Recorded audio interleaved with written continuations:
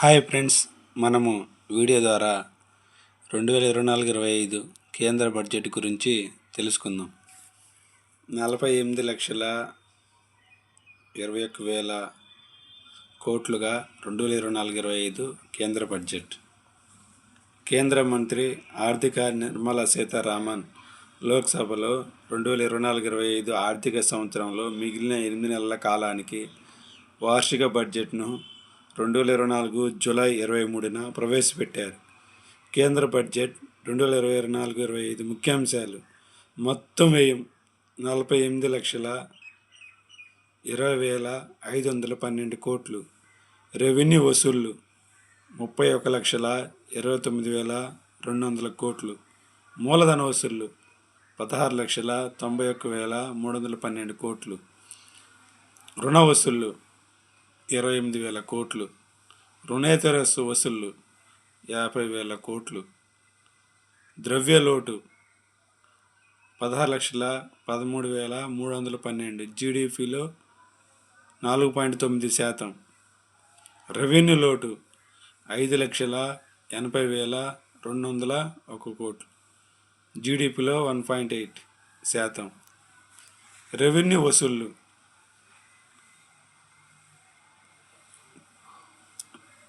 వసూళ్లలో ఇందులో పన్ను వసూళ్లకు చెందిన ఆదాయ పన్ను, కార్పొరేట్ పన్ను, సంపద పన్ను, కస్టమ్స్ సుంకాలు, కేంద్ర ఎక్సైజ్ సుంకాలు, వస్తు సేవల పన్ను తదితరాలు ఉంటాయి. అదేవిధంగా పన్నేతర వసూళ్లకు చెందిన డివిడెండ్లు, లాభాలు, వడ్డీ వసూళ్లు, విదేశీ గ్రాంట్లు మొదలైనవి ఉంటాయి. మూలధన వసూళ్లు ఇందులో పన్నేతర వసూళ్లు అంటే వాటాల ఉపసంహరణ ద్వారా సమకూరే వసూళ్లు, రుణ వసూళ్లు ఉంటాయి. అలాగే రుణ వసూళ్లు కూడా అంటే మార్కెట్ నుంచి చేసే రుణాలు, దేశీయ విదేశీయ రుణాలు ఉంటాయి. రుణేతర వసూళ్లు మొత్తం వసూళ్లలో రెవెన్యూ, మూలధన వసూళ్లు, రుణ వసూళ్లను తీసివేయగా రుణేతర వసూళ్లు వస్తాయి. మొత్తం వసూళ్లలో అంటే రెవెన్యూ, మూలధన వసూళ్లలో రుణ వసూళ్లను తీసివేయగా రుణేతర వసూళ్లు వస్తాయి. 2024-25 ఆర్థిక సంవత్సరానికి సంబంధించి బడ్జెట్ అంచనాల మొత్తం వ్యయం 48,20,512 కోట్లు. ఇందులో మొత్తం మూలధన వ్యయం 11,11,111 కోట్లు. 2023-24 సవరించిన అంచనాలతో పోలిస్తే 2024-25 బడ్జెట్లో మూలధన వ్యయం 16.9% మేర పెరిగింది. 2024-25 బడ్జెట్ అంచనాల్లో సార్థక మూలధన వ్యయం 15,01,889 కోట్లు కాగా ఇది 2023-24 సవరించిన అంచనాలతో పోలిస్తే 18.2% అధికం.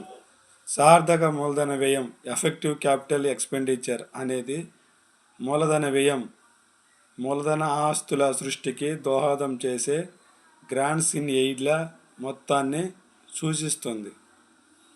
2024-25 బడ్జెట్ అంచనాల్లో రాష్ట్ర వాటా, గ్రాంట్లు, రుణాలు, కేంద్ర ప్రాయోజిత పథకాల కింద విడుదలయ్యే మొత్తాలు తదితర వాటితో సహా రాష్ట్రాలకు బదిలీ చేయబడిన మొత్తం వనరులు 22,91,182 కోట్లు. 2022-23 ఆర్థిక సంవత్సరం గణాంకాలతో పోలిస్తే 4,82,766 మేర కోట్లు పెరిగింది.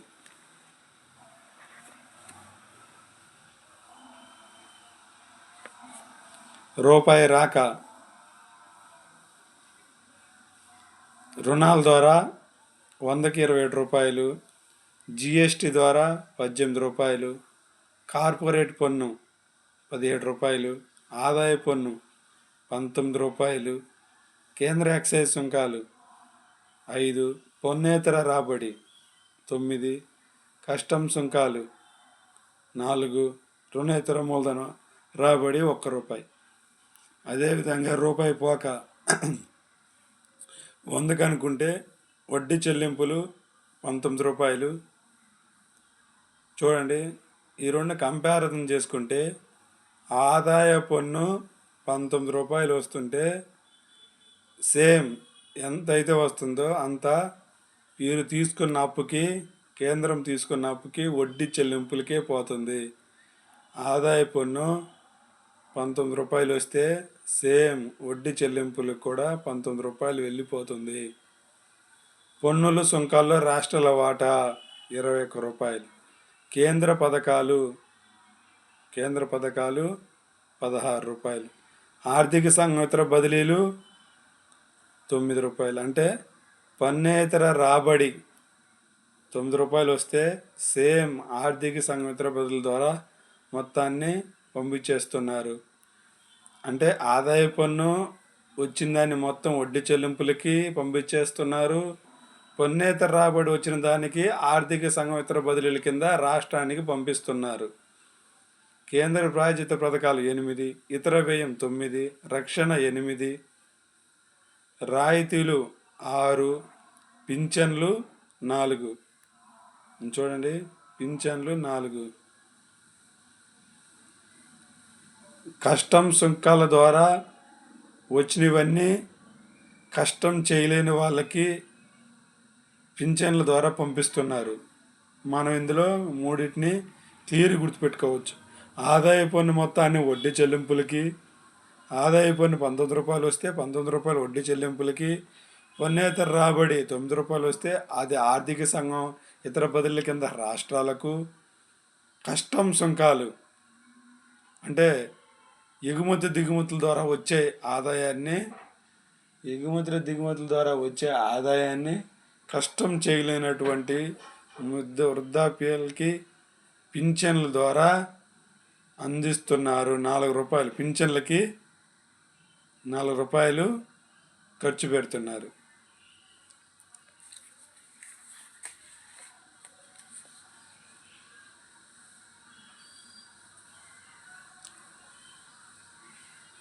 బడ్జెట్ సమగ్ర స్వరూపం. రెవెన్యూ వసూళ్లు 22-23లో దాదాపు 23 లక్షల కోట్లు వచ్చింది.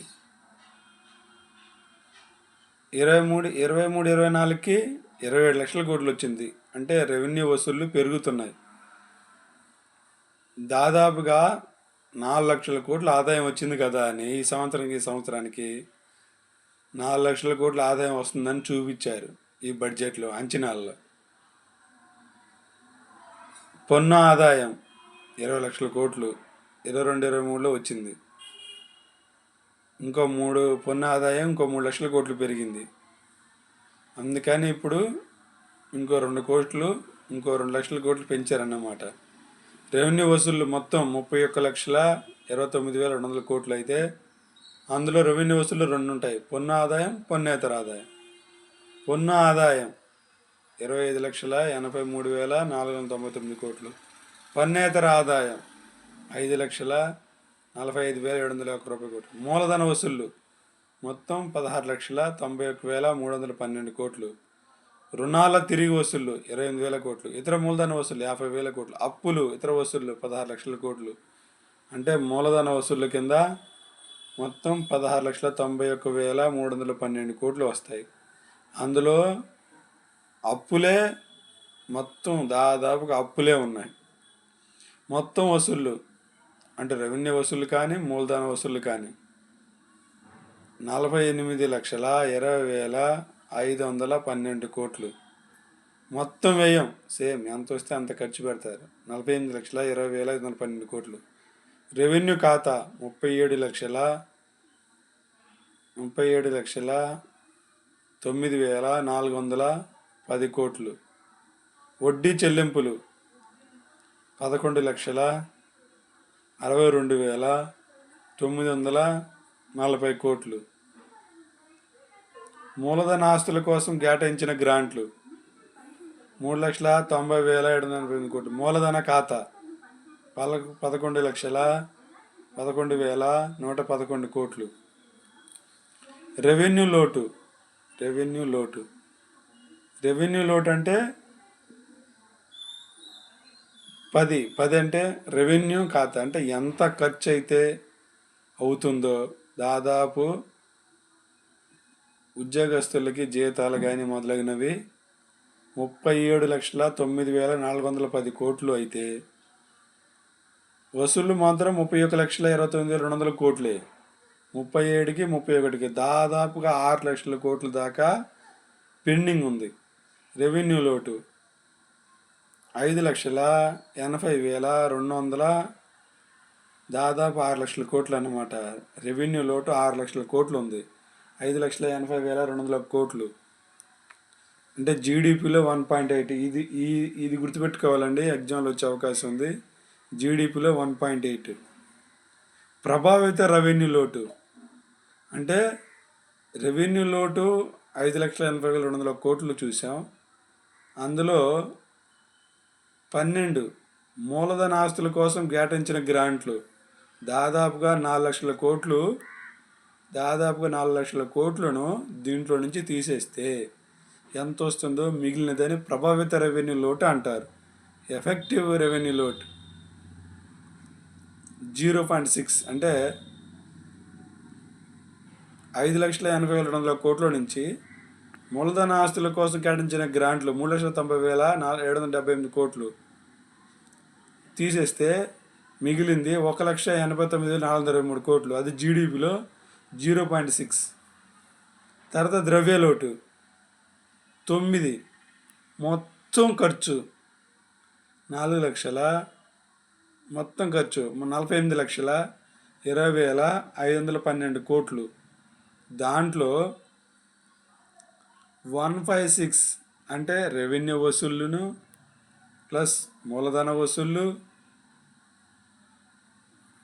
ప్లస్ ఇతర మూలధన వసూళ్ళు తీసేస్తే రెవెన్యూ వసూళ్ళు, రుణాల తిరిగి వసూళ్ళు అంటే అప్పులు ఉండవు.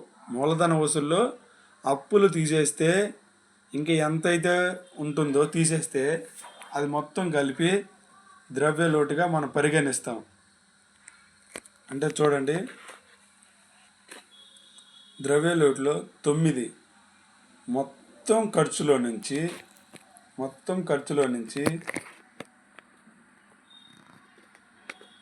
రెవెన్యూ వసూళ్ళు, మూలధన వసూళ్ళని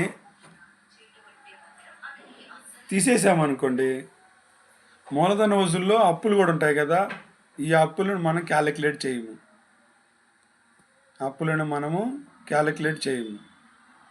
క్యాలిక్యులేట్ చేయకుండా మనకు వచ్చిన వాటిని తీసివేయగా వచ్చిన దాన్ని ద్రవ్య లోటుగా మనం పరిగణిస్తాం. 4.9 జీడిపిలో 4.9గా అంచనా వేసింది. ప్రాథమిక లోటు అంటే ద్రవ్య లోటు నుంచి వడ్డీ చెల్లింపులను తీసేస్తే ద్రవ్య లోటు మనకు వస్తుంది. 16 లక్షల కోట్లు వచ్చింది కదా, వడ్డీ చెల్లింపులే దాదాపుగా మనము 11 లక్షల కోట్లు చెల్లిస్తుంటే ఇంక దాదాపుగా 5 లక్షల కోట్లే మిగిలినాయి. ప్రాథమిక లోటు అంటే ద్రవ్య లోటులో నుంచి వడ్డీ చెల్లింపులు, ఎంత కడుతున్నాం? సుమారుగా 11,62,940 కోట్లు కడుతున్నాం. ద్రవ్య లోటు ఎంత ఉంది? 16,13,312 కోట్లు. దీంట్లో నుంచి దీన్ని తీసేయగా సుమారు 5 లక్షల కోట్లు వస్తుంది. దాన్ని మనం ప్రాథమిక లోటుగా మనము పరిగణిస్తాం. Okay, thank you friends.